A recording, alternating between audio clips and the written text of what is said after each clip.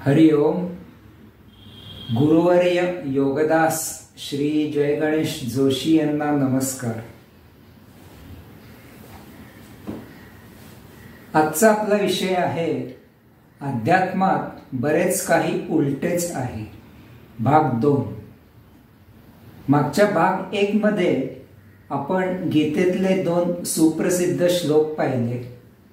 ऊर्ध्वमूलम अधःशाखम 15व्या अध्यायातला पहिला श्लोक आहे.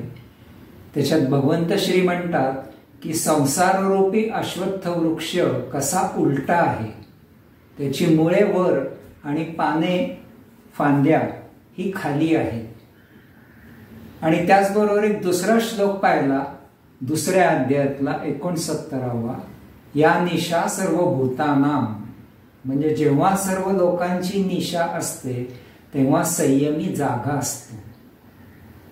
त्याचप्रमाणे आपण 5 गोष्टी अजून पाहिल्या की ज्या अध्यात्मात बरोबर कशा उलट्या आहेत.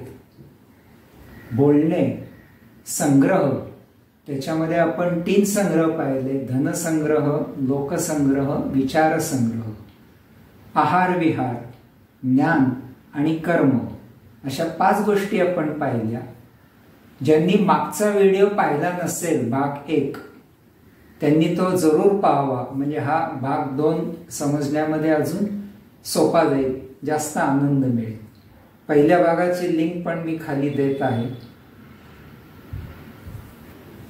आज आता आपण पुढील 6 गोष्टी पाहणार आहोत की अध्यात्मात या गोष्टी कशा उलट आहेत ते. आता आपण 6 गोष्टी बघूया की अध्यात्मामध्ये की या गोष्टी कशा उलट आहेत ते. पहिला आहे पूजा अर्चा भक्ती. भौतिक जीवन प्रणालीमध्ये विधी, सोपस्कार, कर्मकांड याला फार प्राधान्य असतं. एखादी पूजाविधी अमुकच अशी व्हायला पाहिजे, षोडशोपचार वगैरे, आणि पुण्यप्राप्ती हाच त्याच्यामध्ये मुख्य उद्देश असतो. सुख, समृद्धी, ऐश्वर्य मिळावे हाच त्याच्यामध्ये हेतू असतो. आणि भक्ती प्रामुख्याने देवदेवतांची केली जाते. कर्मकांडाला इथे प्राधान्य असतं. आध्यात्मिक जीवन प्रणालीमध्ये भक्तीचा रस हा अंतःकरणात पाझरत असतो.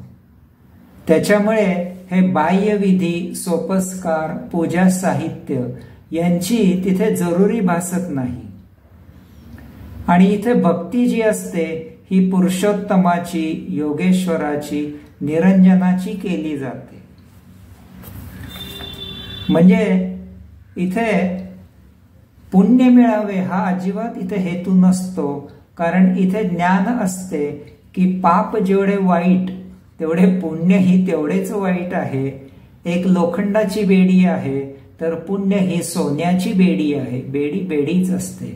म्हणून इथे पुण्यप्राप्ती हा उद्देश तिथे नसतोच. कारण नाही पापाची टोचणी, नाही पुण्याची मोजणी हा भाव इथे असतो. शिक्षण अभ्यास पद्धती. भौतिक जीवन प्रणालीमध्ये एक ठराविक शिक्षण पद्धत असते, ठराविक अभ्यास असतो, एक कालावधी ठरलेला असतो. अमुक अमुक एक अभ्यास, या अशा अशा पद्धतीने त्याचा केला, असा पेपर लिहिला, त्या पद्धतीने त्याला मार्क मिळतात.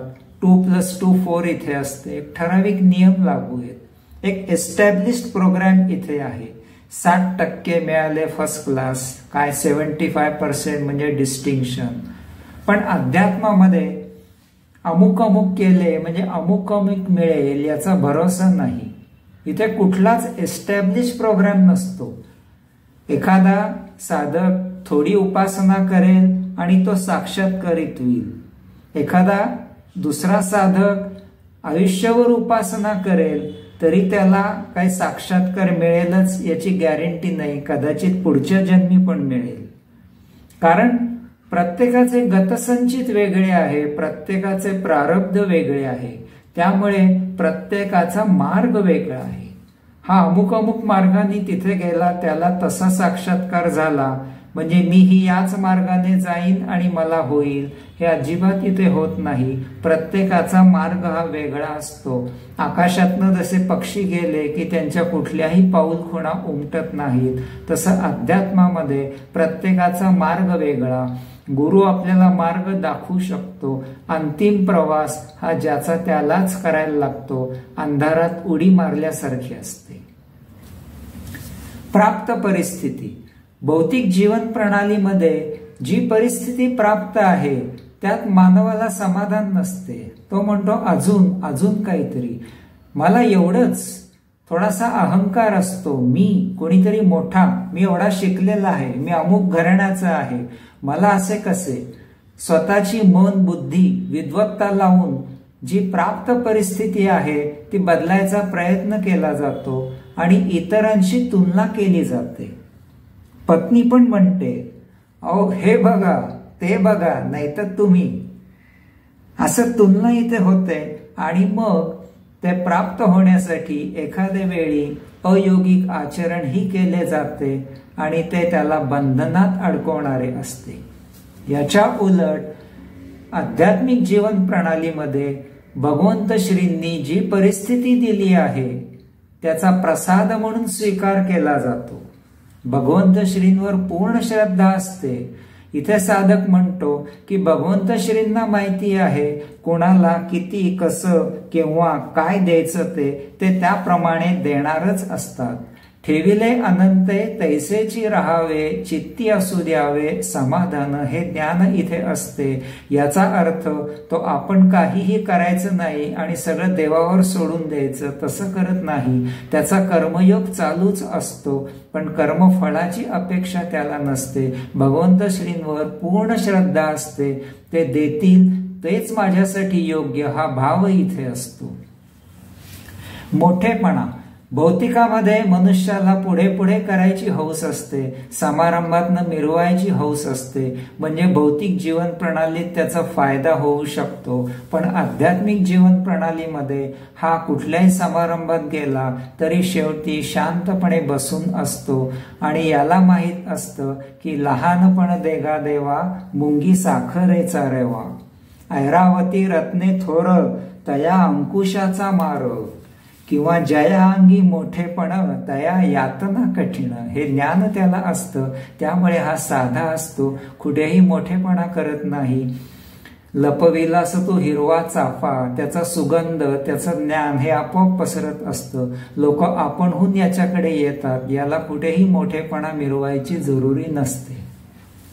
ज्ञानप्राप्ती. भौतिक जीवन प्रणालीमध्ये हा इंद्रियांकडून ज्ञानप्राप्ती घेत असतो आणि त्याच्यामुळे काय होत असतं की त्यावर मन बुद्धी यांचा अंकुश असतो. त्यामुळे ते इंद्रियांकडून मिळालेले ज्ञान सत्य असेलच याची गॅरंटी नसते, याचा भरोसा नसतो. उत्तम उदाहरण म्हणजे राजा दशरथ.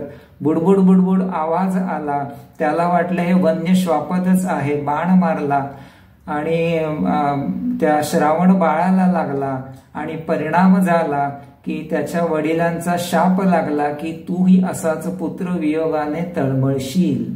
इंद्रिय आपल्याला घात करू शकतात. याच्या उलट आध्यात्मिक जीवन प्रणालीत तो अतिंद्रिय जागृत करतो. त्याला अंतरात्म्याकडून शुद्ध ज्ञानप्राप्ती होत असते, सत्य ज्ञान मिळत असतं, प्रज्ञा प्राप्त असते, सूक्ष्म ज्ञान मिळत असते. तो इंद्रियांच्या अतीत असतो, अतिंद्रिय जागृत करतो. मृत्यू. भौतिक जीवन प्रणालीमध्ये मृत्यूविषयी अज्ञान असतं. मृत्यूची त्याला भीती वाटत असते. त्याला असं वाटतं की अरे बापरे, एवढं सगळं मी आयुष्यभर मेहनत करून जनसंग्रह, लोकसंग्रह, मालमत्ता एवढी जमवली आणि ती क्षणार्धात सोडून द्यायची, याचा त्यावर विश्वासच बसत नाही. त्याला मृत्यूची भीती वाटते आणि अशा वेळी त्याचा मृत्यू मूर्छेत होतो आणि मृत्यू मूर्छेत झाला की पुढचा जन्मही मूर्छेतच होतो. या विरुद्ध आध्यात्मिक जीवन प्रणालीमध्ये मृत्यूविषयी ज्ञान असतं. जसं दुसऱ्या अध्यायामध्ये 22वा श्लोक आहे गीतेच्या, याचे ज्ञान साधकाला असतं. तिथे भगवंत श्री म्हणतायत की जीर्ण शीर्ण झालेला देह आता टाकून देऊन हा नवीन देह धारण करतो.